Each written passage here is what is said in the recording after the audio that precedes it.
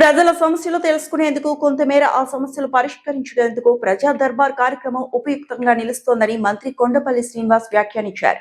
ప్రజా దర్బార్ కార్యక్రమంలో భాగంగా నేడు తన క్యాంప్ కార్యాలయంలో నియోజకవర్గ పరిధిలో ప్రజల సమస్యలు తెలుసుకునే ప్రయత్నం చేశారు. ముఖ్యమంత్రి నారా చంద్రబాబు నాయుడు సూచనల మేరకు ఈ కార్యక్రమాన్ని చేపడుతున్నామని ఆయన స్పష్టం చేశారు. అర్హులైన లబ్ధిదారులకు ప్రభుత్వ పథకాలు ఎక్కువ శాతం అందే విధంగా కృషి చేస్తున్నామని ఈ సందర్భంగా మంత్రి కొండపల్లి శ్రీనివాస్ స్పష్టం చేశారు.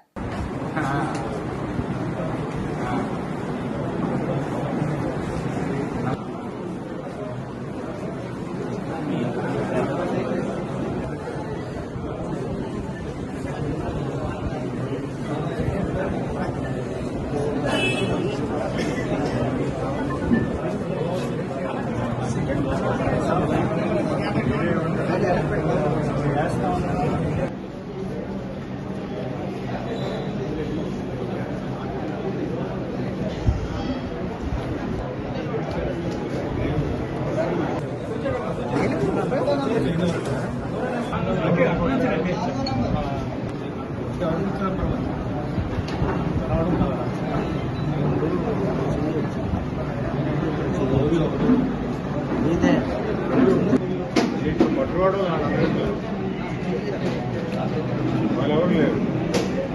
చెక్ చేస్తే పట్టు రావడాలు చేయాలి.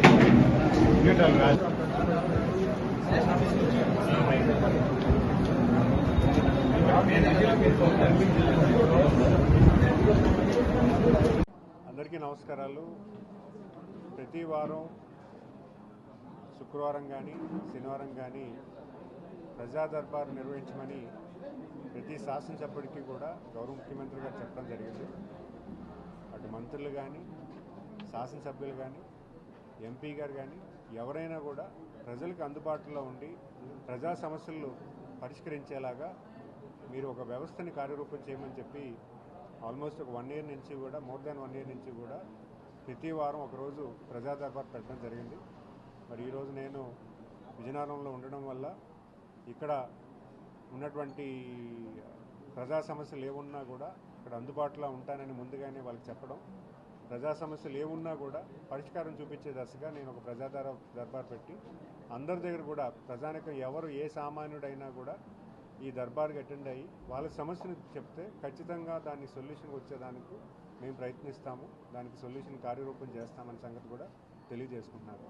దీనివల్ల ప్రజలు నాయకుడికి ప్రజలకి చేరువుగా ఉంటుంది. ఖచ్చితంగా సామాన్యుడు కూడా ఈరోజు ప్రజా దర్బార్కి వెళ్ళి వాళ్ళ సమస్యను చెప్పుకొని ఒకవేళ అధికారుల దగ్గర అవ్వని పక్షంలో ప్రజానాయకుడి దగ్గరికి వెళ్ళి సమస్యను చెప్పుకొని పరిష్కార రూపం తెచ్చుకునే విధంగా ఈ ప్రతి ప్రజా దర్బార్ ఉంటుంది. ప్రతి శాసనసభ్యుడు కూడా పెడుతున్నటువంటి వైనం మనం ఈ ప్రభుత్వంలో చూస్తున్నాము. ఖచ్చితంగా మంచి ఆలోచన గౌరవ ముఖ్యమంత్రి గారిది. ఎందుకంటే ఖచ్చితంగా ప్రతి ఒక్కరూ కూడా ప్రజలకు అందుబాటులో ఉండాలి, ప్రజా సమస్యలకు పనిచేయాలనేది ఆయన ఉద్దేశం. సో ఈరోజు ఇక్కడ నేను పెట్టడం, ఇక్కడ ఉన్నటువంటి గ్రీవెన్సెస్ అన్నీ కూడా నేను వర్క్ చేయడం జరుగుతుంది. ధన్యవాదాలు.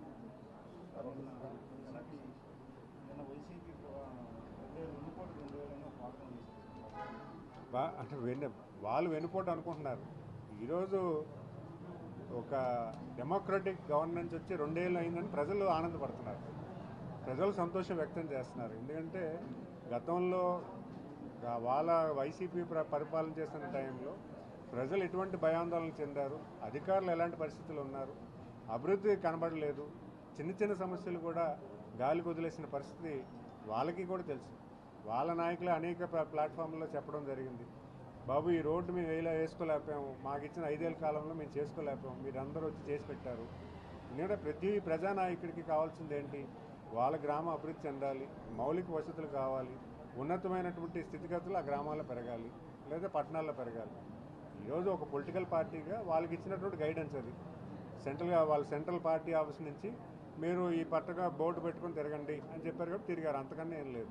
కానీ ప్రజలు ఒకటే విషయం గుర్తుపెట్టుకుంటున్నారు. ఎందుకంటే ఈరోజు ఒక స్వేచ్ఛా దృక్పథంతో ప్రతి ఒక్కరికి కూడా సమన్వయంతో ప్రజలకి అన్ని విధాలుగా అభివృద్ధి చేస్తున్నారు, సంక్షేమ కార్యక్రమాలు చేస్తున్నారు. భవిష్యత్తు ఈ రాష్ట్రానికి కల్పించే దశగా ఈరోజు ప్రభుత్వం నడుస్తుంది. ఖచ్చితంగా మీ అందరం కూడా అదే విషయంలో కష్టపడుతున్నాం, ప్రతి శాసనసభ్యుడు కూడా కష్టపడుతున్నారు. ఇది మనం చూస్తున్నాం. గౌరవ ముఖ్యమంత్రి గారు ఎప్పటికూ కూడా ప్రజల మధ్యనే ఉంటున్నారు, ప్రజాక్షేమం కోసం పనిచేస్తున్నారు.